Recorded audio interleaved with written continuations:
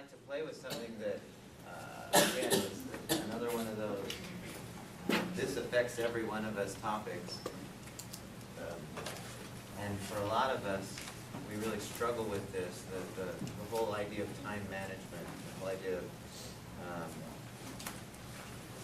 figuring out, how many times do you feel like, well, let me see if this analogy sounds familiar. When I was about 13, I went to Santa Monica Beach, one of the beaches in California. There was a group of us that went, and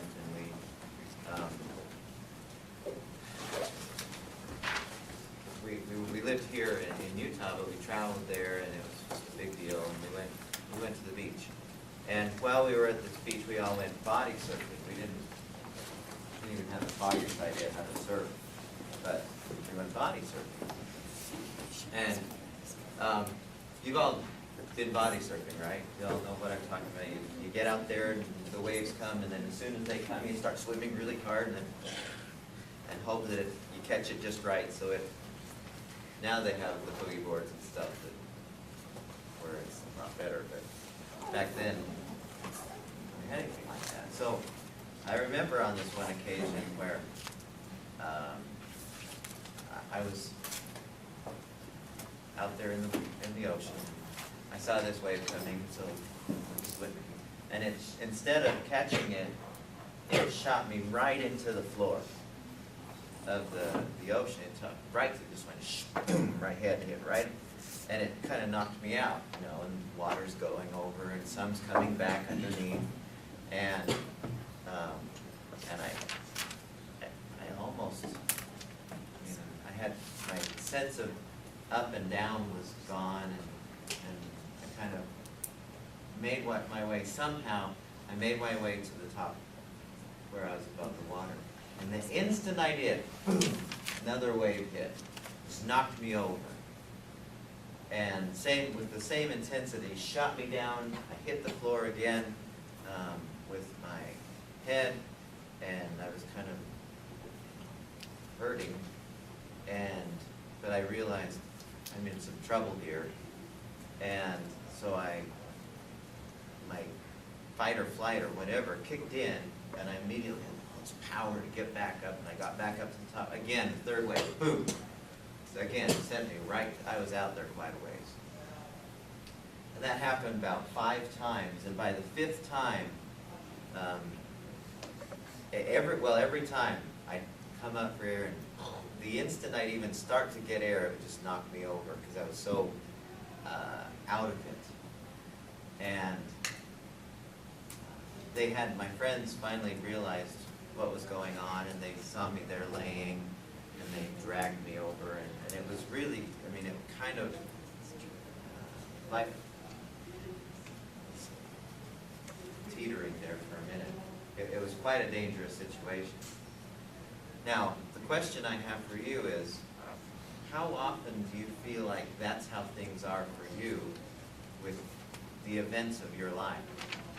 You know what I mean? So just when you feel like you're getting above air, here comes another assignment, here comes a relationship problem, or here comes somebody who needs you to spend time with her, or these waves after wave after wave keeps hitting you. And pretty soon you feel like, I don't have any control. Does that sound familiar to some of us? It's not a good feeling. Well, what I'd like to do today is give you we're going to talk about time, talk about control, and then at the end I'm going to give you a very, very simple and very powerful method that works to help get ourselves in control. It's not the only one out there, but it's one of the best ones that I've ever seen to help us kind of ride the waves instead of being knocked over by them. That's a good analogy, I think. It's nice. You still want to be out there in the ocean. You can't help it. You want to be in the game. But you want to enjoy the waves as they come. Miss a few, as they fly over me. So, let's start this with some definitions. I'd like you to write these things down.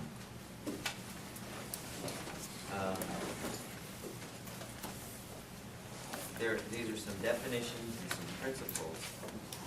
And the first definition I want you to write down is this, or a principle. It goes like this: the successful manager of time. The successful manager of time is willing to do that which the unsuccessful manager of time, the successful manager of time is willing to do that which the unsuccessful manager of time is not willing to do.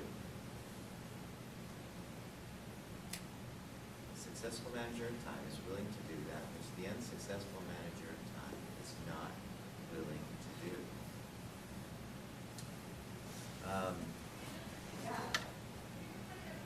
You can plug any role into that sentence and it works.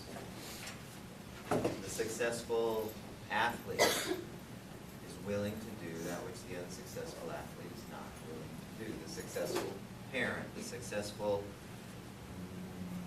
boyfriend, the successful chef, I mean, whatever it is, it works. What's the essence of that statement? It is. What is that? What does that statement say to you? People who want to work for it. If you really want something, it requires some effort. More than whatever those who don't get it. So, our first definition, that's success. The second definition I'd like you to write down. So we have success. This is the first definition. The second definition, the second word I'd like to define is wisdom. Wisdom is knowledge rightly applied. Wisdom is knowledge rightly applied.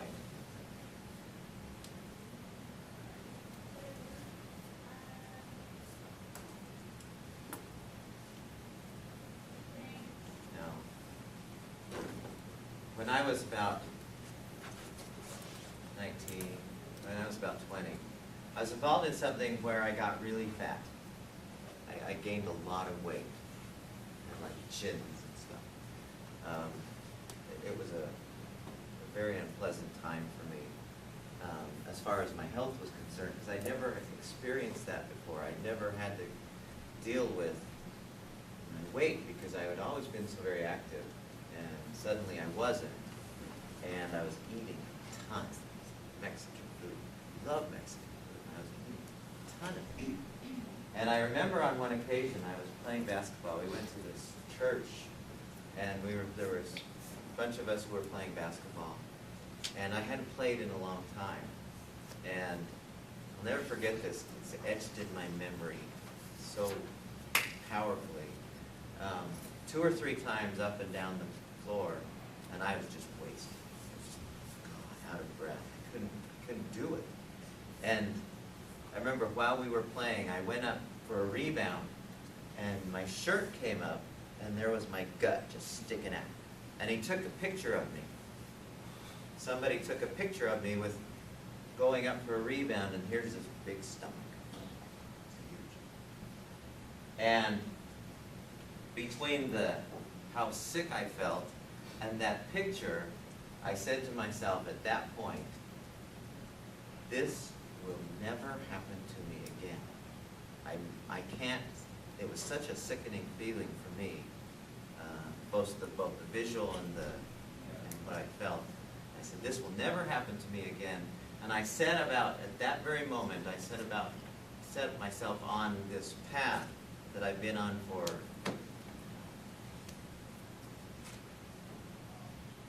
almost 30 years since then, of trying to understand how to keep myself from getting to that point again. Now, first thing I did is I realized there must be something to do with how much food I'm eating, why I'm so large. I mean, that had never occurred to me that there's a fat-food connection, because I'd never experienced that before. And so I started studying about nutrition back then. I started studying about different foods and all the things that you should be eating and shouldn't, and they haven't changed a whole lot over the years. But somebody tell me, at what point so I started learning, and I came back to Utah where my family was living, and I'd go to the library and I'd read books. At what point, so I was learning stuff, at what point did my physiology start to change, would you guess? I mean, what was required in order for me to go from fat to not quite so fat? What did it require that I do? But I knew, I studied and read all kinds of things about how to exercise that will lose weight. There are certain kinds of exercise that seems to work better for losing weight. And I learned about what to eat, but you can know so much, but it won't do anything until you start doing it. it took me going to the gym, getting some running shoes, and starting being active again before I actually noticed any change. Well, that's a long story, for wisdom is knowledge rightly applied. Knowledge doesn't help a whole lot when it comes to our health.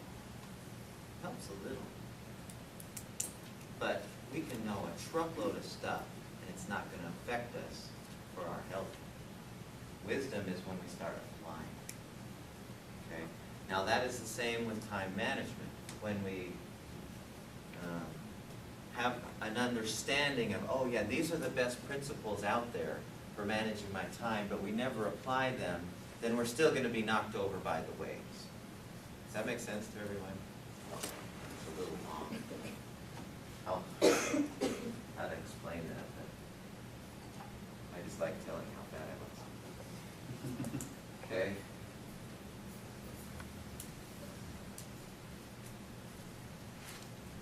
What is time? Anyone got any good definitions for time? Guesses?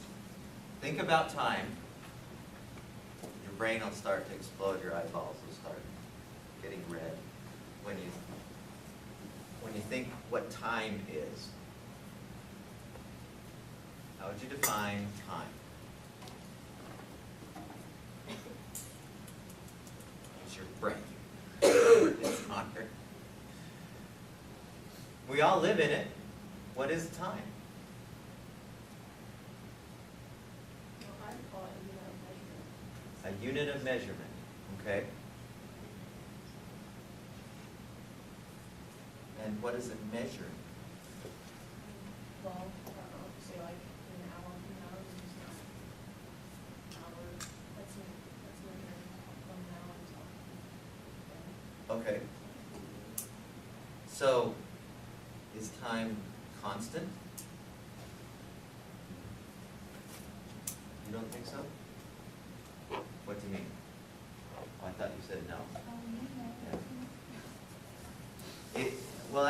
What do you think? Is time constant?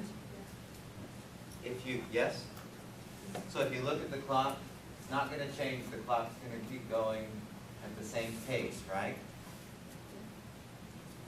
So have you ever been in a class, maybe like this one, where it just seems to take forever? Or have you spent the same 70 minutes and it went like this?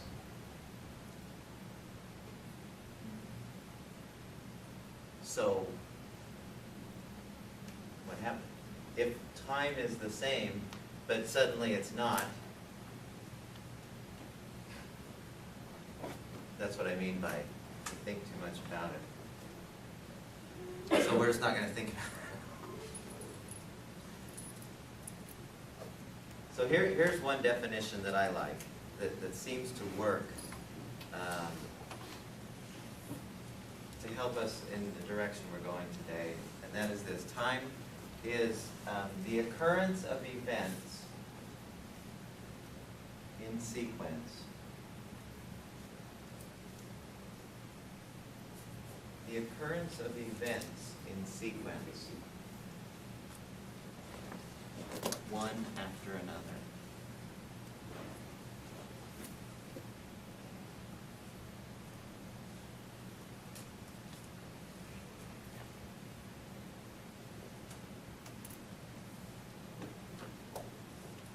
So everything we do is an event. You got out of bed today, that's an event. You got dressed, you took a shower, whatever, in a different order. You ate breakfast, you drove here, maybe you worked out, whatever, those are all events. If we didn't have time, then all of those things would happen at the same time. And that would be weird. That's just more mind-blowing stuff.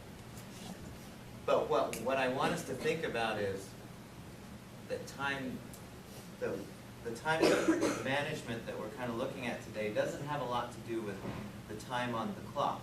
It has to do with the events of our lives.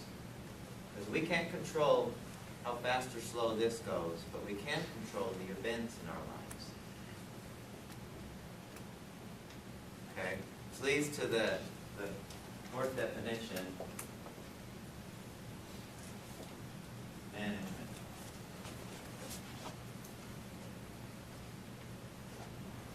If we're deciding how to do time management, then what is management?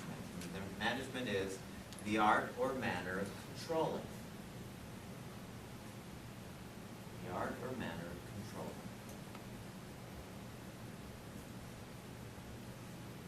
Now, with those two definitions, time and management, I want you to take 30 seconds and come up with the working definition for time management.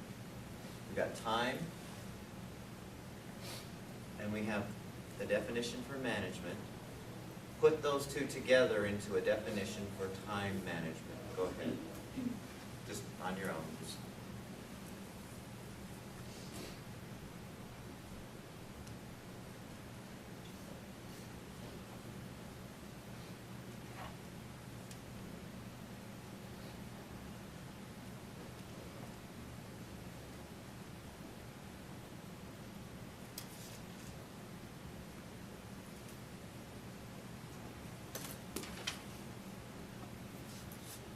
Okay, what did you come up with? Anyone want to venture what they wrote?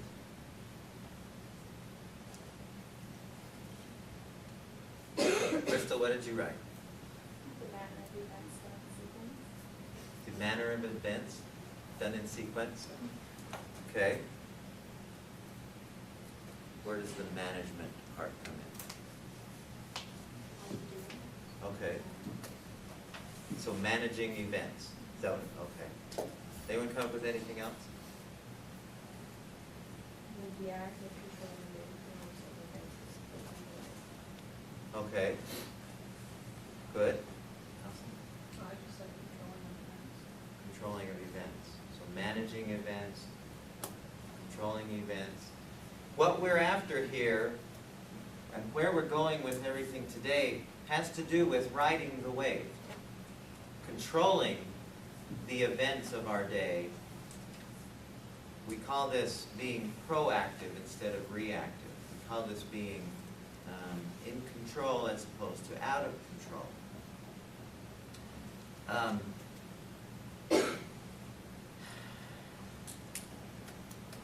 The essence of it is we're after a feeling.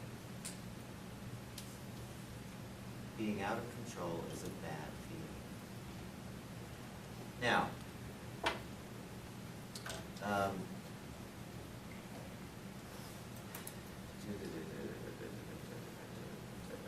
So let's look at control for just a minute. Because there are studies that say that to the extent that you feel there's a relationship between control and stress. As the amount of control goes up, does the amount of stress go up or down? Down. As our sense of control goes down, stress goes up, right? So our goal then, it seems, if there is an inverse relation, if there is a real relationship there, our goal would be to do whatever we can to get as much control over the events of our lives as possible. Does that seem logical? We want control. Now, with that in mind, let's look at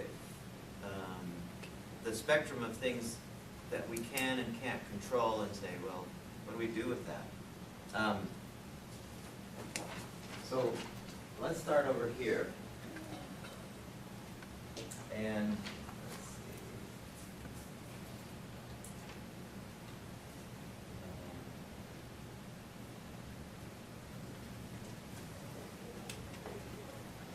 Okay, here's a spectrum. On one end is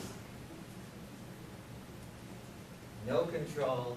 On the other end is total control.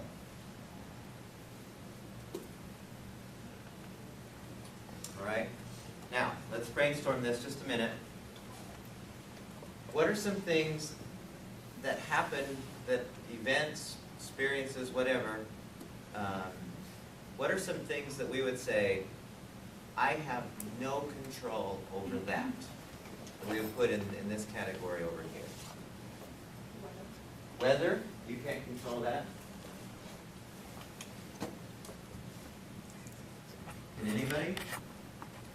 I saw the trying, putting seeds in clouds now, hoping that something happens. I don't know. What else? What else do we have? How people are feeling, Other people's feelings, you can't do anything about that? like how if they're having a bad day, you can't control why they had a bad day.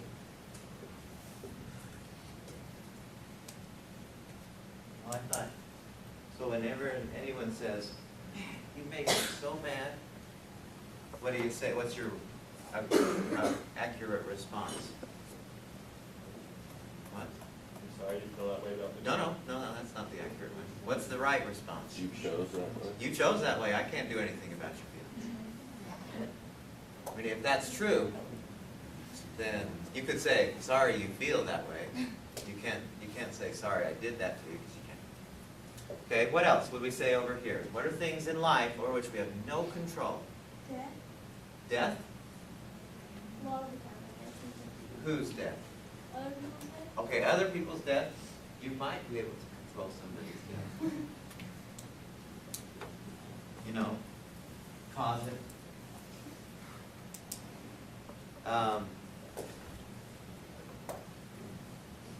But the fact that everyone dies is, we can't do anything about that. When we die, I mean, can we control our own death when we die? You think?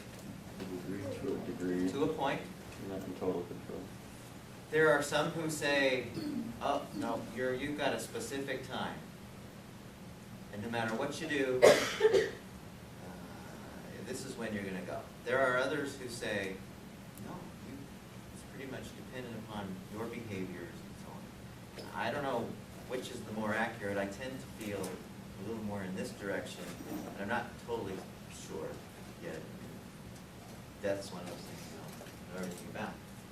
But we all know we're going to die. Can't control that. What else could we put up there? Keep it coming. What else do we have no control over? Traffic. Traffic?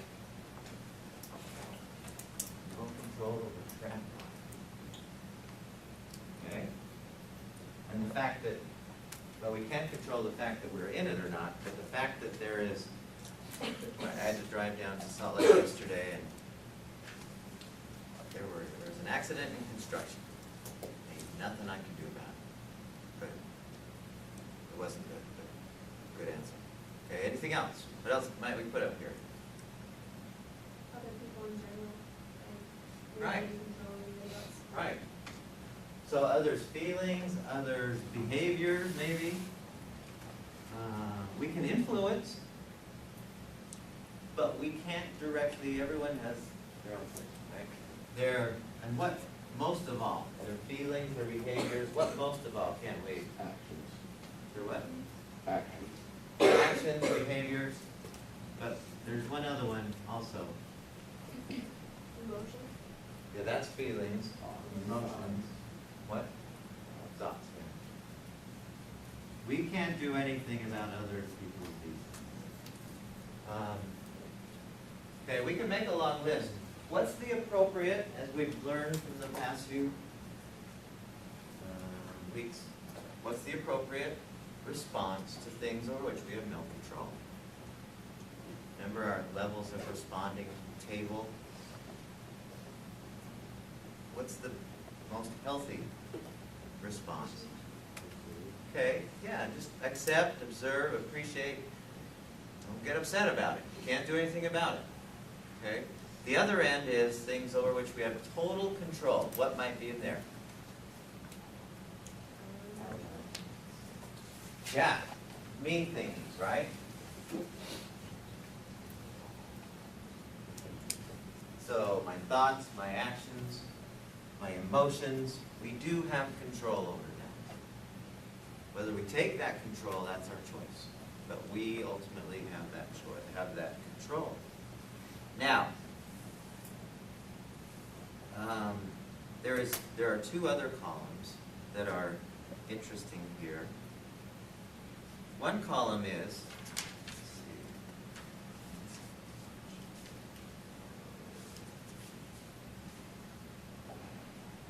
one column is things we can control, but think we can't.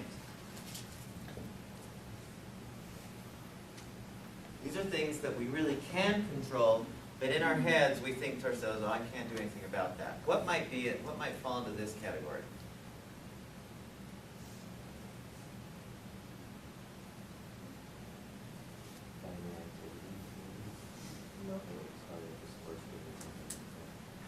What do you mean?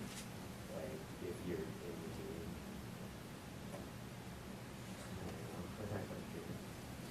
Go ahead, I'm not, explain that a little more. Like, you can choose to go to the game, but you feel like you have to. You Oh. really want to.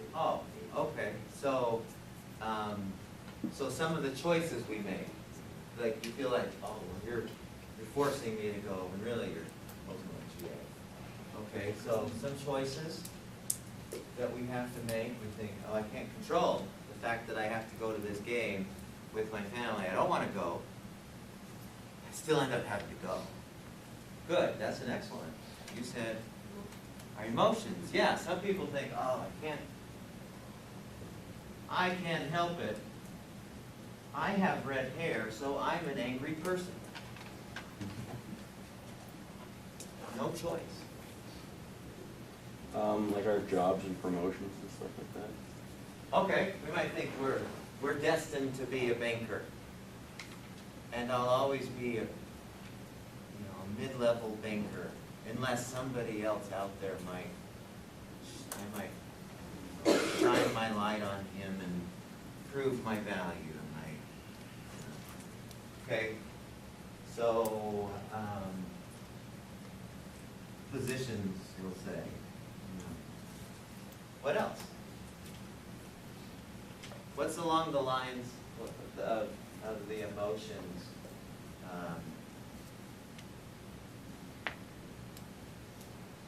Some things where we say, oh, I couldn't possibly. Like, for example, I was walking with one of my students a couple weeks ago, and he said, hold on, we were walking, and he said, hold on, I have to get my Diet Coke. And I said, really? I mean, if you knew anything about Diet Coke, you would never drink it. Whether you do or not, that's between between you and your liver, but if you knew what was in Diet Coke, you would never drink it. You'd use it to clean your driveway, but you wouldn't drink it. But he said, hold on, I gotta get this. Really, you want to drink that? I can't do without it. Gotta have it. All of the addictions we have, you know, from texting and Facebook to, you know, the need to have your cell phone, to the chemicals, to, you know, everything in between. If we feel like we can't do without it, that's that category. So addictions, and I'd also include habits. Conditioning that we do over time.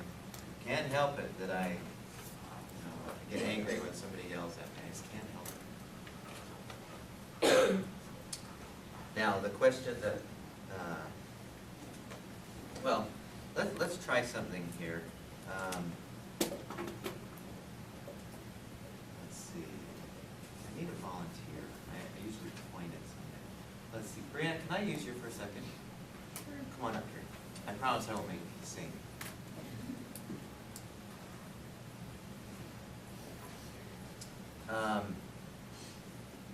Okay, I'd like you to stand. You stand right here. And I want you all to pretend that you're, is it Brianna or Brianna? Brianna. Okay, I want you all to pretend you're Brianna. And I want you to think about this scenario. Let's say that I have $1 million, a bag that's got $1 million, and I want to give it to you. Okay? You'd go for that. Except, do you know where have you ever been to Provo? Do you know where the Marriott Center is in Provo? Okay, I have stuck this bag at the northwest corner where the steps go up to the Marriott Center in Provo. It's yours. But you have to get there in an hour and a half. Okay? Can you do it? So what are you going to do? Drive really fast. So, you're gonna leave my class? Yeah. I still have another hour of me boring lecture. Yeah. You still leave? Yeah. But that would hurt my feelings. I'd write a letter later. No, what are you supposed to say whenever somebody says, but you'd hurt my feelings?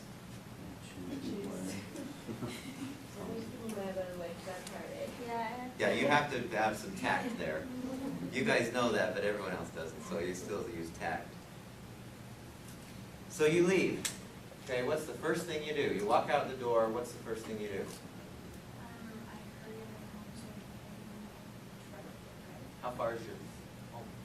Just, So how long does it take you to run home? You're fast. I see her. 10 minutes? Okay, so you get to your truck.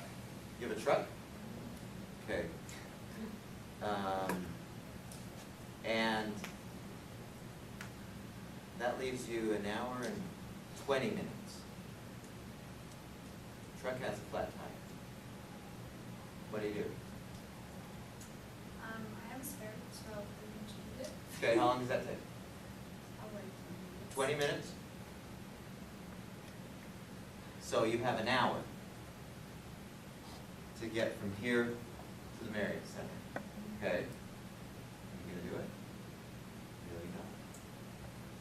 I would still try, but I probably wouldn't make it. You would? No, because it takes me, I live in American Fork, and so it takes me like an hour to get there, unless it's 15 minutes from Portland. So you gave up? Well, I would still try. You tried. I know I would make it. Is there something else you could do besides just doing that? Let's help Brianna out a little bit. So you've got an hour. If you drove in the traditional way from here to Provo, is there anything else you could maybe do instead of thrive in the traditional way. I would ask somebody who has a really fast car in here and see, and give them $10,000. Be like, hey, I'll give you 10,000 if you drive me to Provo. So before you even went home, you interrupt my class and hurt my feelings. Well, I would be like, hey, I'll give you $10,000 to interrupt your It would class. cost more than that. Okay, so let's rewind a little. And you find somebody with a really fast car. You decide to just really risk it. And anyone in here got a fast car?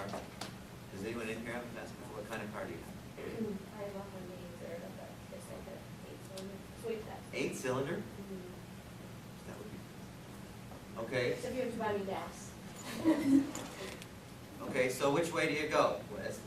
So you grab Candace. You grab Candace and where are you parked? Actually, right outside the school. Okay. So which way do you go? Do you get on the freeway or do you go down 89? I don't know how to get Provo, so. Which way would you go? Freeway is in campus construction. So you go get to the freeway, and you're flying down, and you get to Salt Lake. There's construction in several places. That's why you take Legacy. So what do you do, knowing that or when you come upon the construction, what do you do? $1 million, tax-free. In other words, you get more than half. Taxes they take out. Alternate routes, like you said. Okay. Make it slower. You can speed those. Okay. You get to the point of the mountain and you have a half hour left, let's say. Do you know where the point of the mountain is? You know where it is. And there's logs everywhere. Some logging truck is crashed and there's big tree logs getting ready for paper, lumber. And it's all over the freeway. What do you do?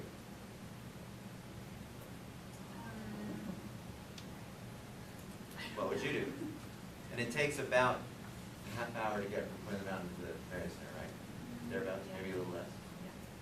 Okay, but you come upon the logs, what do?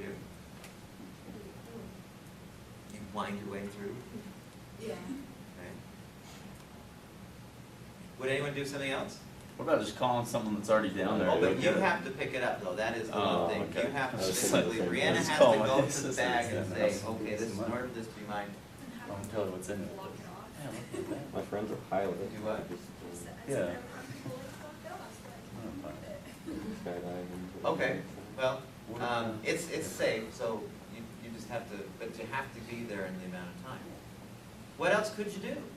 My friend's a pilot at the Ogden Airport, and he could just fly me down there, skydive down the maritime. You could get a helicopter, I mean, what helicopter pilot, even if you didn't know him, if you said, I'll give you 10% of $1 million if you can get me there, how many helicopter pilots would say no? They all would, right? Oh, heck yeah. For $100,000, it's there in 10 minutes. There's no speeding tickets up there.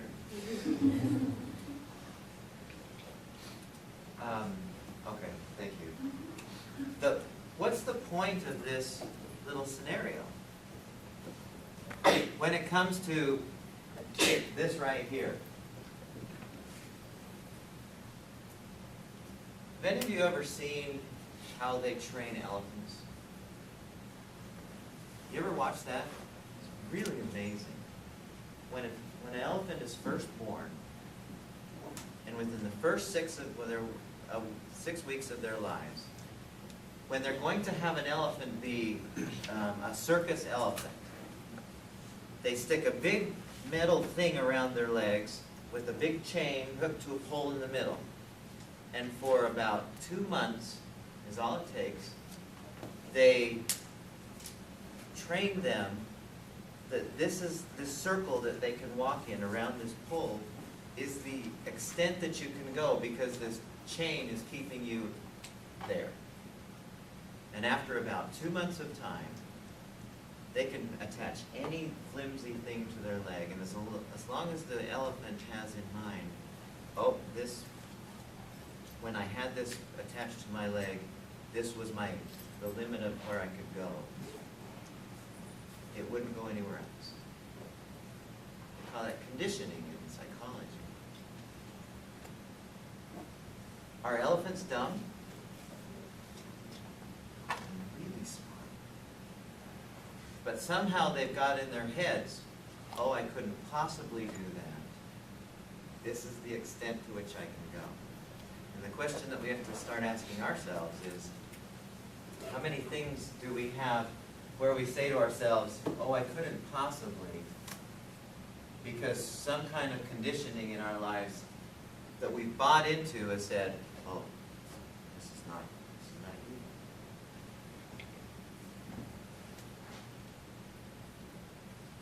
Happens all the time. Remember back when I was in college, the idea of getting an advanced degree was like, ain't no way this kid is going to ever be a doctor of anything. And then somebody said, you can do it, just go do it.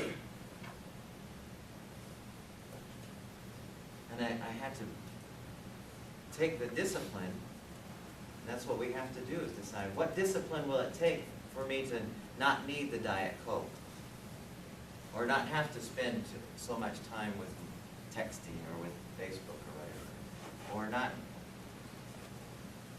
we're not stuck to those things. Does that make sense? It was really interesting. In 1830, there was a guy who worked at the U.S. Patent Office. Does anyone know, what do they do at the U.S. Patent Office? Anyone know?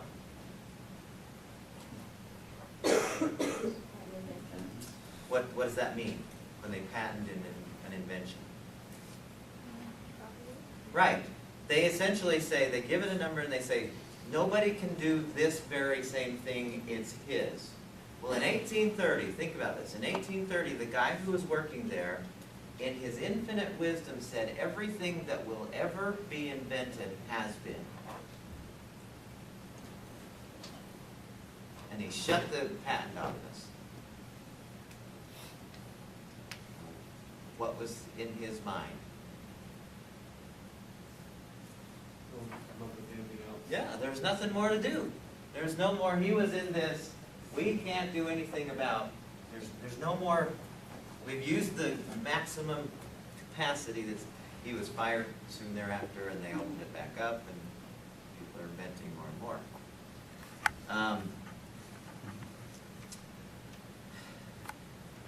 We have to start sensing that we can do way more than we're currently actualizing.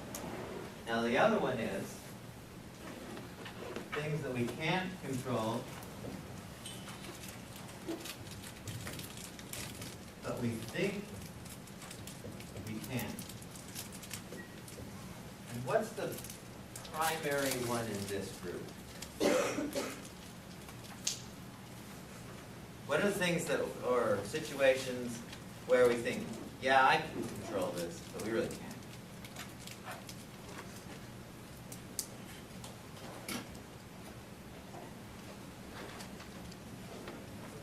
I mean, it seems kind of, it's an obvious one. Don't think too hard.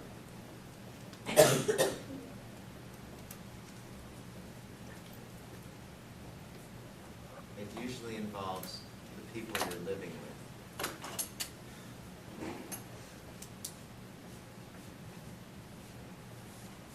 And we buy into it ourselves when we say, you're controlling the emotion I'm having right now. When we try to control other people's feelings, when we try to control, you ever tried to make somebody feel guilty? Nah, it doesn't happen. I'll show you.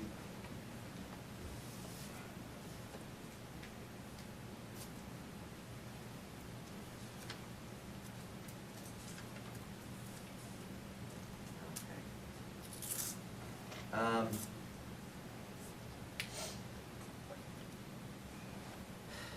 Trying to figure out, decide which way to go with this.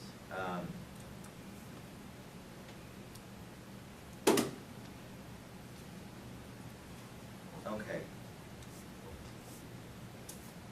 Here's the next definition that I'd like you to write.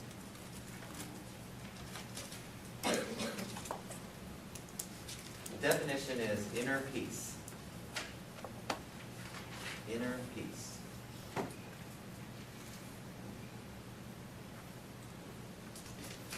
Inner peace is having harmony, balance, and consistency in our lives. Having harmony, balance, and consistency in our lives.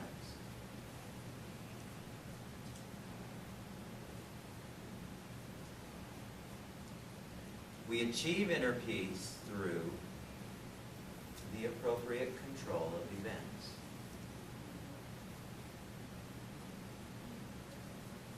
We achieve inner peace through the appropriate control of events.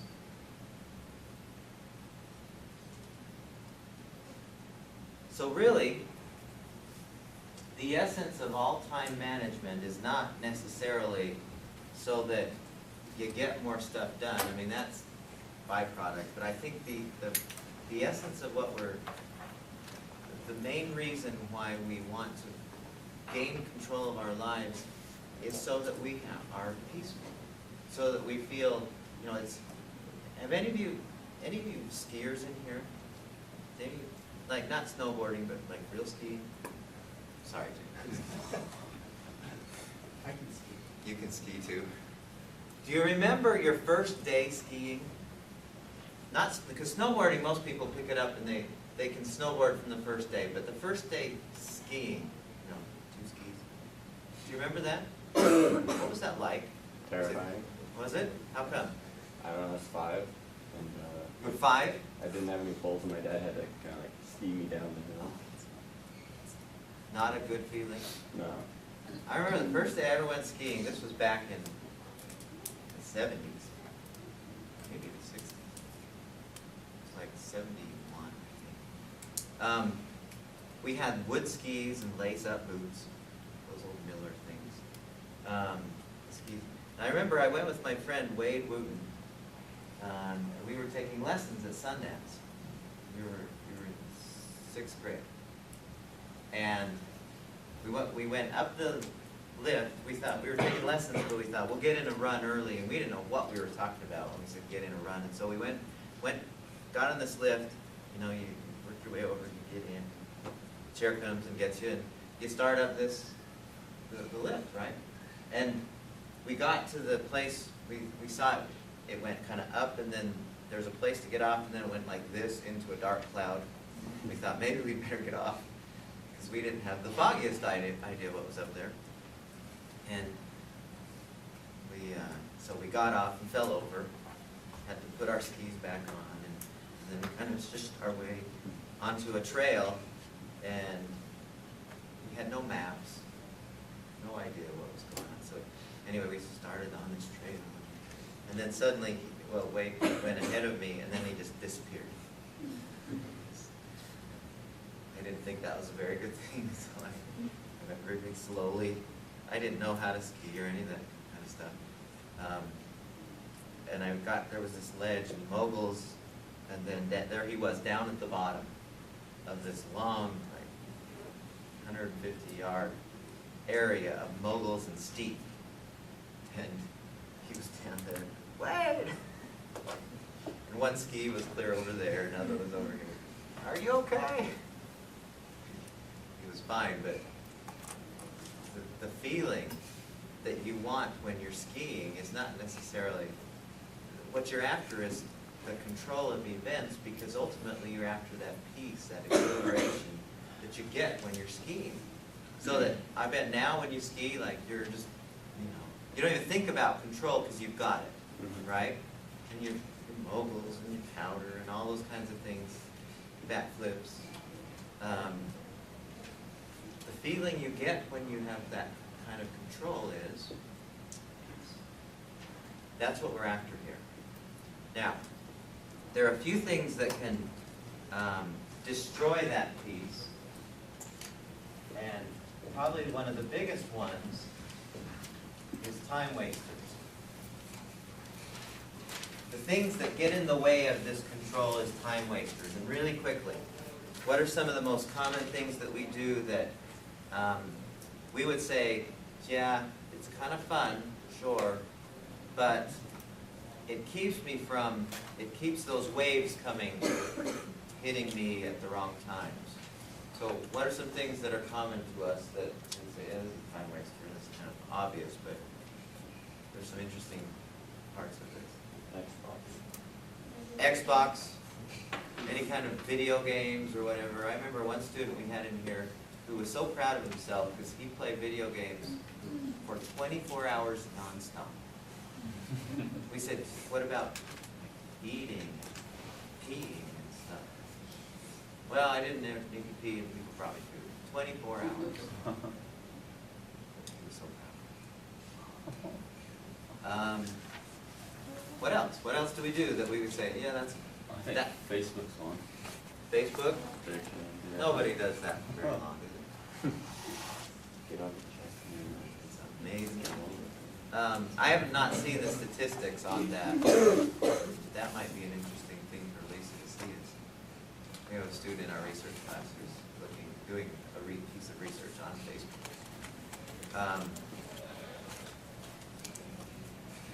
Other things that come to mind easily? Like TV.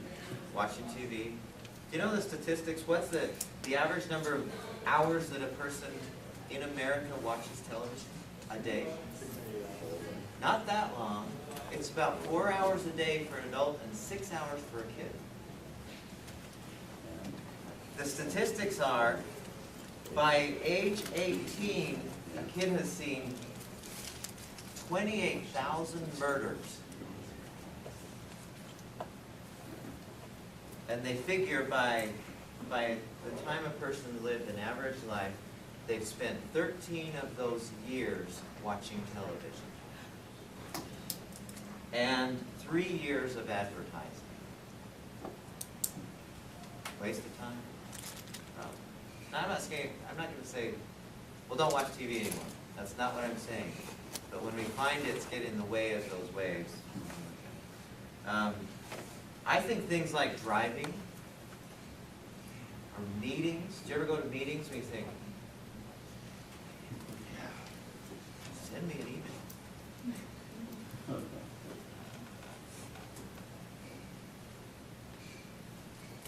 Now, there is a solution to the time wasters. What do you think that is? So we have all of these things that we list here that waste our time. What's the solution?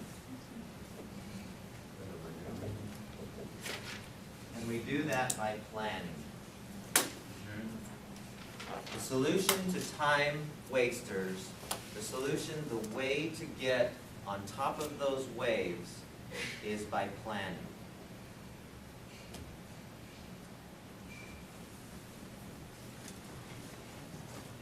Now, most people are or at least have some sense of this. You couldn't be a very good college student if you didn't, to a certain extent, organize your day, plan your day. It would be very tough, especially if you have work, if you have family, if you have... We have some sense of this. I want to teach you a method that might hone your skills just a little bit. It's a really cool way. But the question that most, and they teach these to corporate groups, and they pay a ton of money for what I'm going to show you here in a minute. But the question that they always ask is, are you spending any time in your day, 10 minutes, 15 minutes of your day, planning the rest of your day? Are you spending some of the time on, say, a weekend planning your upcoming week? If you're not, then you're going to get hit by the waves. If you are, then you get to ride the waves. And if you do this method that I'll show you,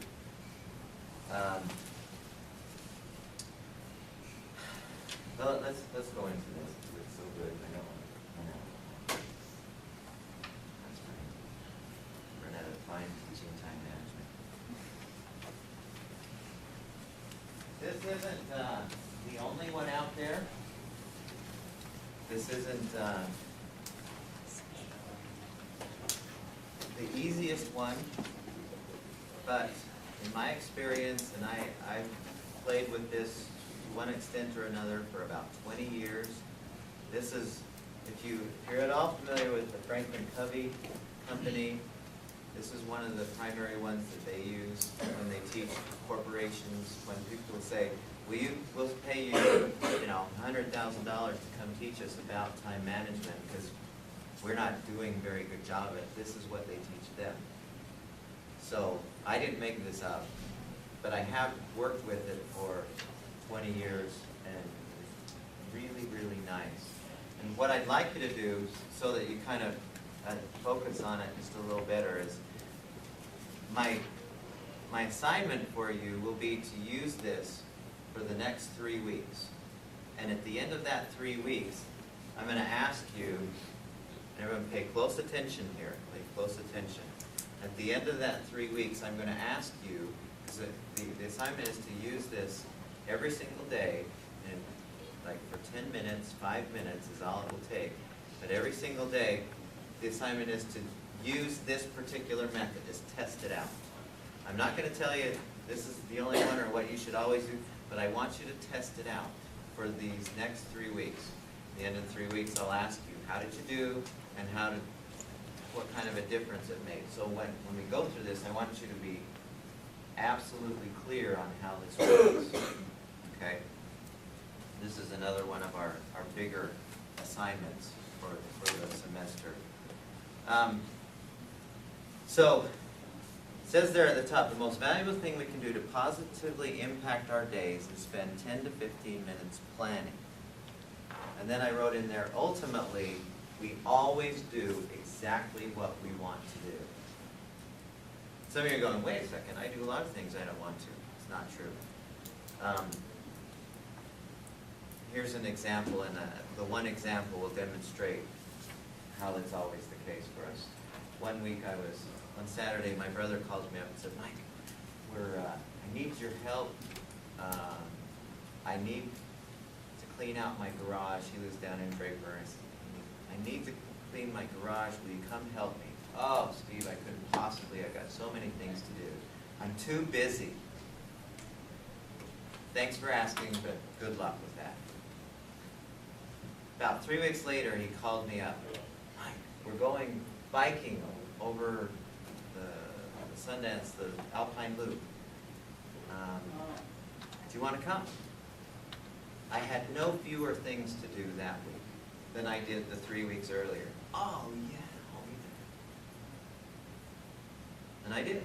And as I was driving back, it occurred to me, 3 weeks earlier, I had the same amount of freedom to come or not as I did this week when I did come.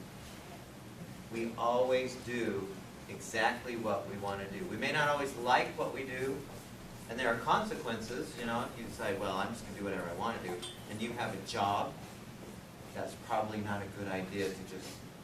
But no one's holding a gun to your head saying, go to your job. No one's holding a gun to your head saying, come to Mike's stress class. You don't have to be here. Nobody's saying you have to be here or anywhere. It's always your choice. So when we look at this time management thing, this technique, this method, we're putting in our heads, and if we've done anything, if we worked through chapter 9 and the homework assignment, the main essence of that homework assignment for last week was deciding what's most important to us. That when we live according to what's most important to us, we get inner peace.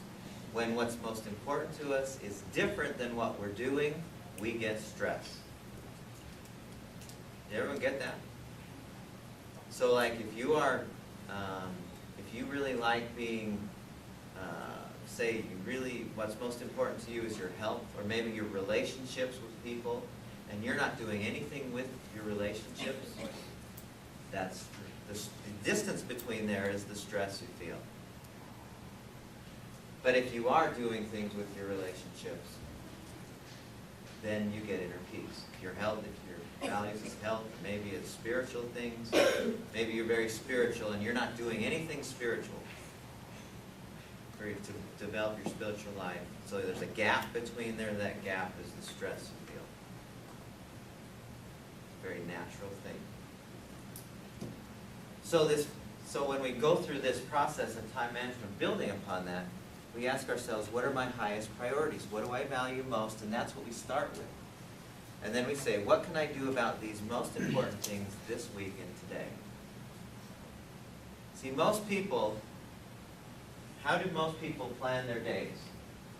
What do they use? But the most common thing that, I mean, most people do this. They just say, okay, what do I have to do today? And they make, what? Yeah, a to-do list. And they make a to-do list, and it kind of looks like this. See if this looks familiar.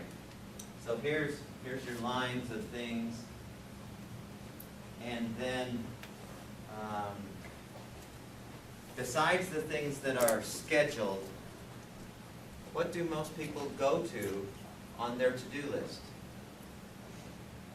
You got, let's say you have 12 things on your list of things to do.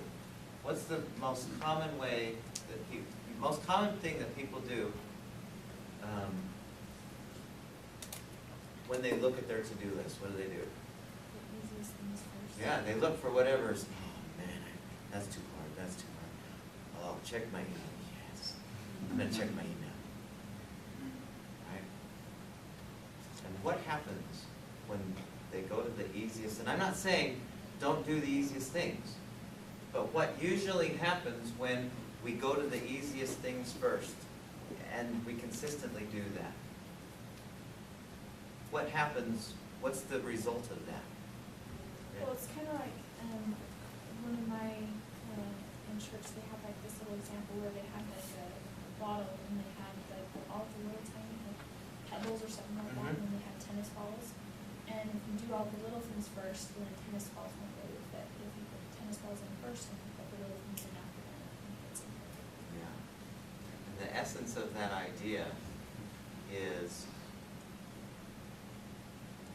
you have to think of those most important, the tennis balls are the most important things. If you don't do those things, then they don't get done at all. And then how do we feel? That's when stress kicks in. Oh my gosh, I got a paper due tomorrow? Oh man. Or I've got a test in 2 days and I haven't studied, or I've got a wedding or whatever. People who do weddings, they get it at that point. Excellent analogy. It's exactly right. So this solves the whole getting the wrong things in first problem. It solves it perfectly, better than anything I know. And so what I want you to do is you're going to follow through this, and as I explain it, please ask if you don't understand anything. But this is what I'd like you to do on a day-to-day basis. The first few you'll only need to do once, and then like from phase 4 to phase 7, that's what you will do every day. So it looks like this. First thing you do, and here's what I suggest that you do when you're looking at when you're planning, is you have 2 parts to this planning. One part is the schedule, so like 7, 8, 9, 10.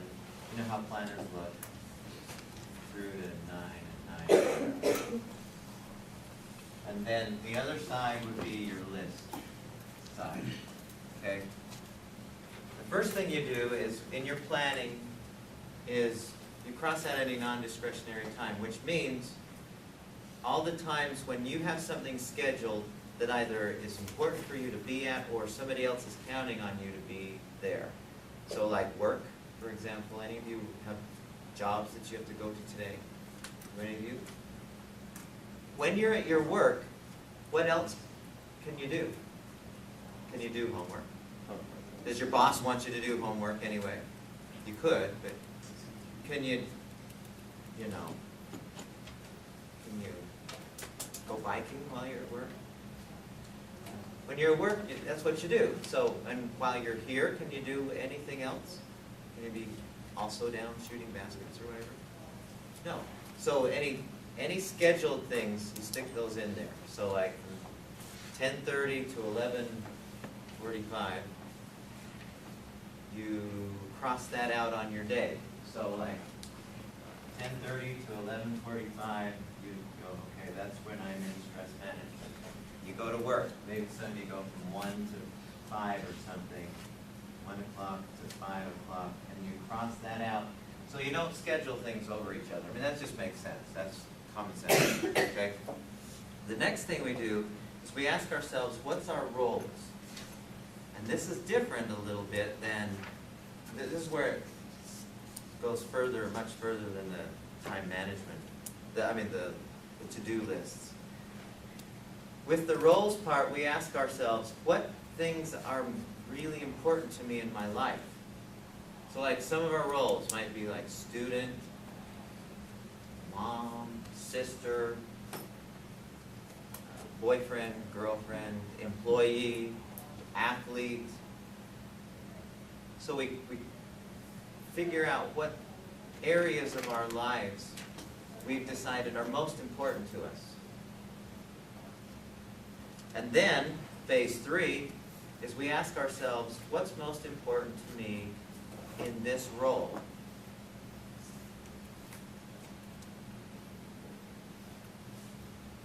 And what can I do about this role? So for example, let me just give you one example, and I think it'll clarify how to make sense of that.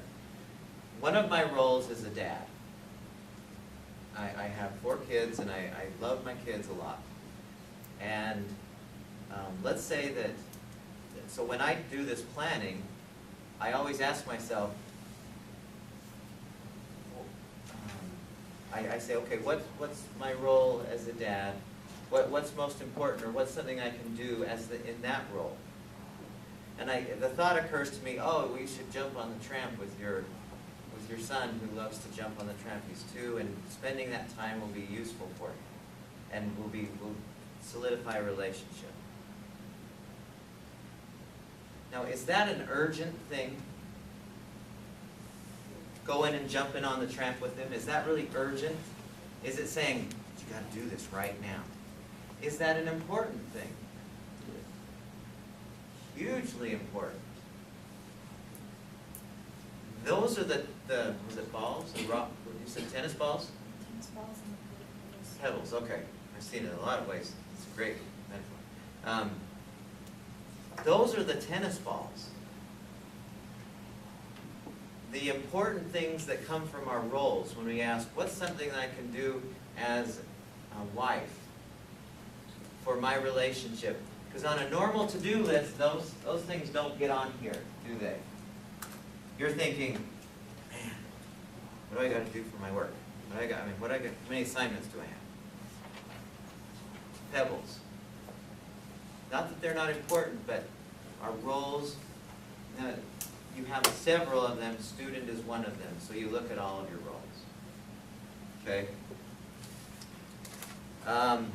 And then, phase 4, we make a list of daily tasks. So, and that includes those things from that phase 3 where we look at our roles.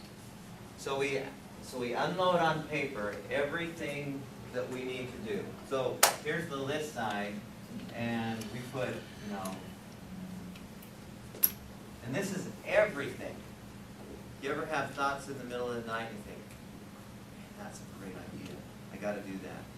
Then you wake up, you can't remember it. Ever happened? This should be near your bed. So just fix that. Study for exam. Find milk. You're out of milk. Let's see. Get article. And so on down the road. Okay, so you have all of these things. So you unload on the paper. This part does look like a to-do list. And anytime you have any idea of something that should be done, you put it on the list. It doesn't matter that you can't do anything about it right now, you still get it on the list. It's hugely important that you do this. Now, the next phase is where this separates from the to-do list is where you determine the value of these things. And so you'll notice in phase 5, it says give a letter to each item on your list. So the items on here that are, it says you give it an A if it must be done. These are highly important, almost vital. These are not necessarily the urgent things, but these are the very, very most important things. So you evaluate everything you have and you say, okay, of these many things, which one is the most important? And you give it an A. So all of the things, so like checking email is, maybe that's not so important. Study for an exam. When would studying for an exam be an A? Okay, I mean, like, when would it not be an A? 10 minutes before the test. What? 10 minutes before the test. Man, that'd be like 8 months. But maybe a week or two before the exam, maybe it's not going to help a whole lot to study at that point. So, but let's say your test is in a couple days. Buy milk. When would that be an A? If you're a milk drinker. If you ain't got none, that's an A. If you've got a couple jugs left or whatever, it's a B. Get a research article. Okay, let's say that's for this class. What would that be right now for you, likely? Would it be an A? Little premature probably for most people to be, unless it's, okay, I'll get the article, we'll work on the writing up of it later on, maybe the weekend or something. But that's what you do through all of your things. You say, okay, this has to be done. It is way important. I give it an A. The B's, you go through, after you've gone through all the A's, and you say, okay, this is an A, this is an A. Then you say, go through and say, okay, what about the B's? These are the things that should be done. They're pretty important. But they're not the most important things. So the pebbles more than the balls. And then we go through and we go through each item and give it a value. And then we go through and we do the C's, which are usually the first things we go to. We go to C4 because it is the easiest thing. Oh, I'm going to do my texting because that's easy. And I know I have to get in contact with 18 friends today. I'm not saying there's anything wrong with that. I'm really not. What I am saying is, how is it in importance to us to all the other things we have? Because if we always go to C4 first, then the A1s turn into tragedies, and we're busy putting out fires or the waves hitting us. And then after we've done that, the next phase, which I suggest you try, I'm not so attached that you do this exactly, but you then go through each of your A's and you decide which of these A's is the most important one. And you give that a 1. Then you say, which of these A's is the second most important one? And you give that one a 2. So it would be A1, A2, A3, and so on. Then you do the same thing with the B's and same thing with the C's. Does that make sense?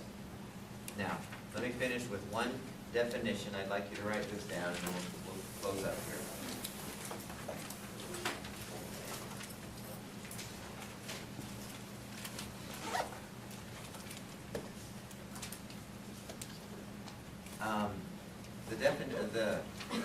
This is character or integrity. Character/integrity.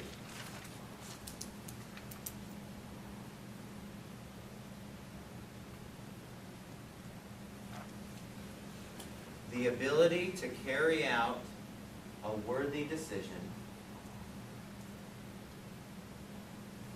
The ability to carry out a worthy decision after the emotion.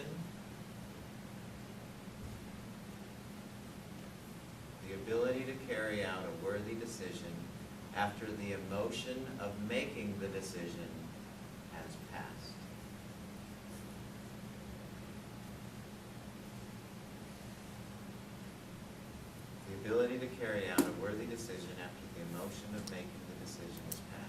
this means is simply this. When you're going through your day and you're at A3, and somebody says, hey, let's go have some pizza and watch the National League Championship Series game that's on today, I'll bet you'll probably be watching. And you're at A3 going, this is really important to me. Do I want to? And in my moment of planning this morning, I said to myself, this is how I will, this is my marching orders for today. Integrity says you choose A3 instead of going for the pizza and watching the game. Now, I'm not going to say, well, never do anything spontaneously. In our other class, we deal with this a little more fully, but if you always are letting the easy, fun things get in the way of what you've decided is most important, that's what you get is stress. And that's what you get is procrastination, and that's what you get is everything's is in put out the fire mode, and it's a bad feeling. But if you follow this process, like I've explained to you, and if you want to get more information about it, it's in the book. It's amazing how powerful this is. It's absolutely amazing. So, for the next 3 weeks, and 3 weeks from today, I'll be asking you how frequently you did it, so like every day, did you do it every day? And how much of a difference did it make?